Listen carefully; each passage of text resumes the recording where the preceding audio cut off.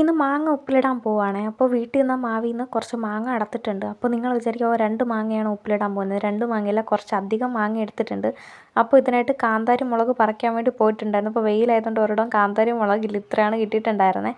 അപ്പോൾ വീട്ടിൽ വന്ന് മാങ്ങ നല്ലപോലെ കഴുകി ക്ലീൻ ചെയ്ത് അതിൻ്റെ ഞെട്ടൊക്കെ കളഞ്ഞിട്ടുണ്ടായിരുന്നു. ഇനി ഇതിനെ നല്ലപോലെ ചെറുതായിട്ട് കട്ട് ചെയ്തെടുക്കണമുണ്ട്.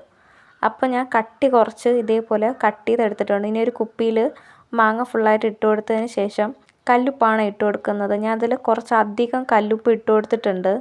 അപ്പോൾ ഇവിടുത്തെ മാങ്ങയുടെ പ്രത്യേകതയെന്ന് പറഞ്ഞു കഴിഞ്ഞാൽ പഴുത്ത് കഴിഞ്ഞാൽ ഫുൾ പുഴുവാകും. അതുകൊണ്ട് നമ്മൾ അതിന് മുന്നേ തന്നെ എടുക്കാറാണ് പതിവ്.